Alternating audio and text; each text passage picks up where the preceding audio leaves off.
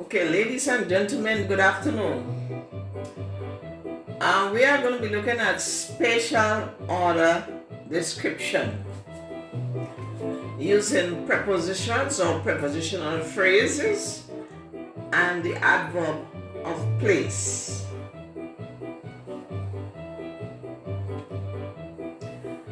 And for definition, spatial order description is using prepositions and adverbs of place to tell where and show how items or objects are outlaid in space reality on a plot, a plan, design, schematic, regions or map, etc.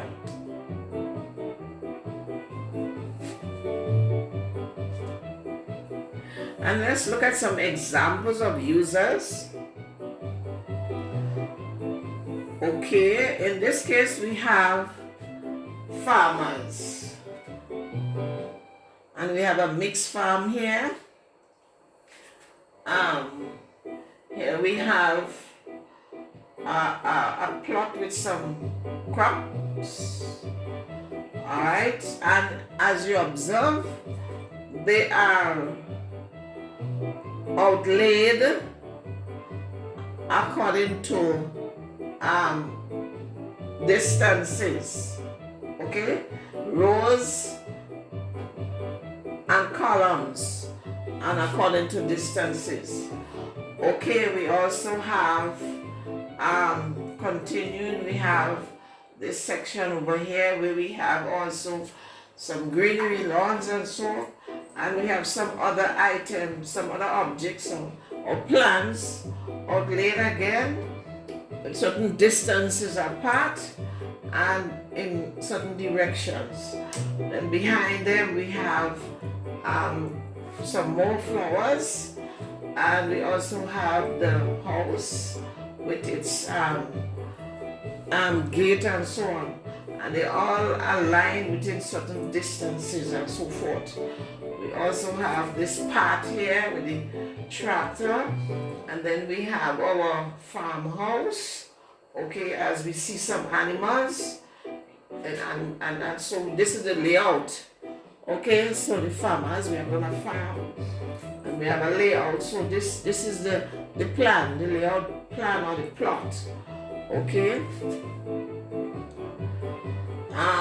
Where we have waitresses, they in hotels, they first of all, well, here we have the table set, and we have the items are laid at certain distances and so on apart, and we also have, you could imagine, all the tables and so on that are set, and the big grand layouts, okay, with certain rows and columns, or not only rows and columns, we have different ordering for the tables, or styles you call them, okay. So waitresses, they use them. Teachers, here we have a classroom, all right, and we see the chairs, or the desk are arranged in a sort of circular way, and then we have another arrangement at the front, all right, and then we have directly over, we have our board, and above the board we have other objects, and they are also arrayed in certain distances from each other, and they all have sizes and shapes and dimension, etc. And above we have the lighting system, and further to the other side we have the windows. Close to the window we also have the TV, and then we come on the other side and we have the floor. So this again is another arrangement, okay. And the medical team, this is the doctor here examining the patients, and his examination is based on the regions of the body Alright, sometimes you see he will examine you in a circular, anti-clockwise motion, or it could be clockwise, or it might come down the center and you might feel certain parts of the body going in certain motions. Okay? When we have police and accident here, we have, you see them marking, they're marking the distances. Here we have distances, okay, marking all the accidents, the distance in which the accident took place, directions and so forth will also be there, and we also have the parts where the damages are taking place, the size and the shape of the damages, etc. We have architects and draft technicians. They do the plans and the models, okay? And so inside we have the organization of all the different rooms, etc., and the relationship with each other. And of course, we have a lot of sizes and dimensions and other specs, okay? And we also have the surrounding, which will be the landscape and so on. So, and then we have engineers. These are mechanical engineers here, dealing with objects, and objects have parts, and the parts are affixed onto the object. And this would be the schematic design, and they are the parts are, I say, affixed, and they have they interrelate with each other based on function. Okay, so these have them, and then ladies and gentlemen, when I realize almost every field use spatial description. So the functions of the prepositions and the adverbs of place. Now,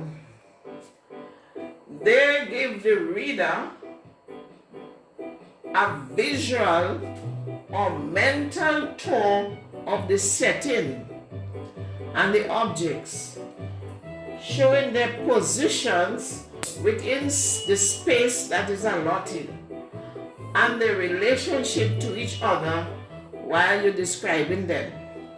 So the objects and the prepositions are doing the tour, moving along, all right? And then you will stop at each one and do your description.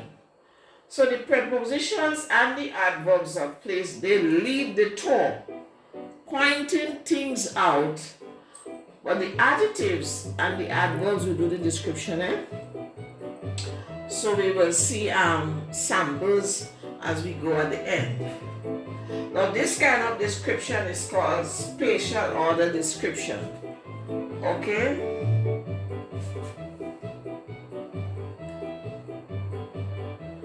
Now let's look at the rule for the tour. The tour must be in an orderly fashion. And there, you can go from left to right. Okay, starting from the entrance. You can go from left to right, from right to left, top to bottom, bottom to top, up to down, down to up, east to west, west to east, north to south, south to north. You can move from the center areas outwards, or you can go outwards to the center. And as I say, we're going to see samples. And you tour inside. You can tour inside and you can tour outside. Alright, so the most important details, you could start from also the most important details to the least important details. Okay? And for the directions, you can go around. Like you can go around the building or around, the setting. You can go straight, like you can stand at the entrance and go straight, or you can go around. You can cross, you can go across, right? You can take a certain angle, you can follow a bend, a zigzag, a F shape, a crisscross, whatever. You have different. It's up to you. It all depends on the complexity as well of the setting. Okay, I think that is important. The complexity. So that's a rule for the toe. All right, but you don't confuse. You don't confuse it.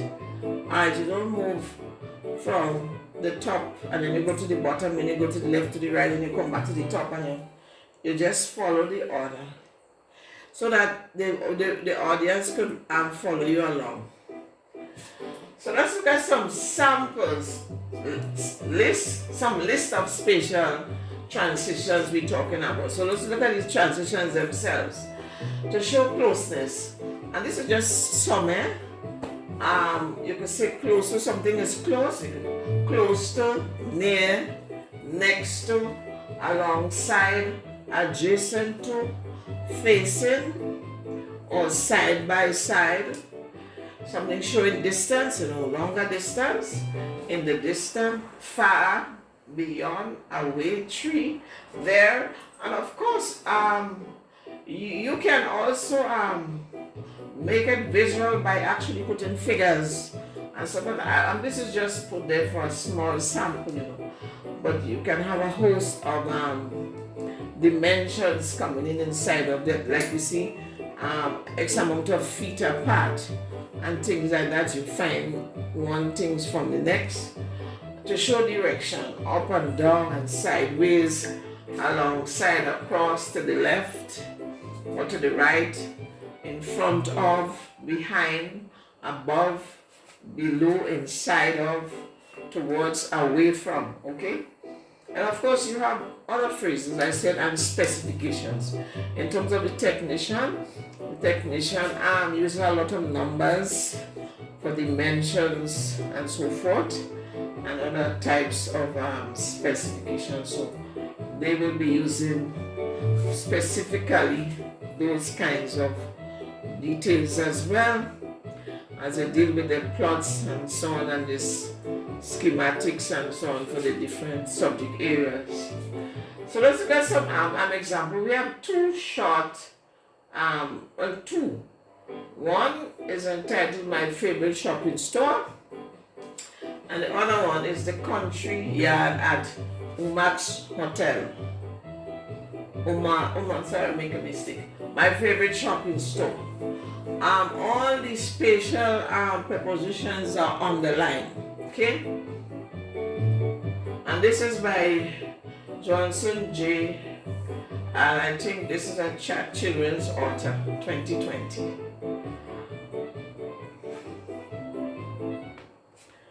There is a certain there's a certain store that I must admit is my favorite place to shop. Alright, when you enter, so the tour begins. At that point, when I enter, I find the flowers on my right. Alright, so the tour continues, flowers on my right, followed by, that's another, all the phrases on the line, fresh fruits and vegetables in a long bin, right in.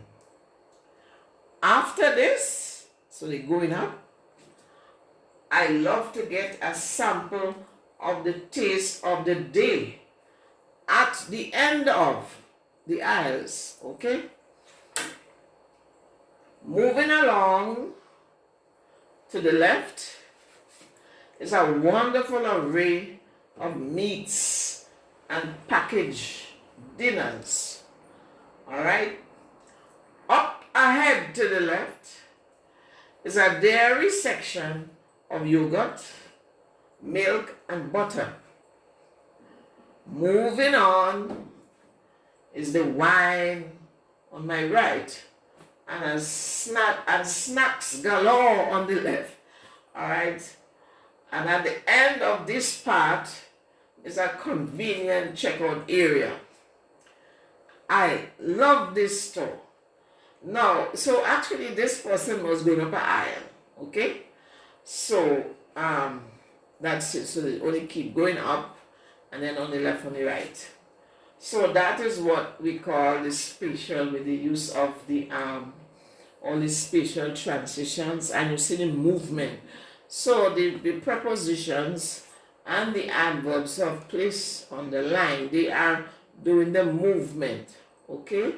Moving it along. This one did not have much description. This was basically listing what was there growing up. There was not much color there. There's another one, okay?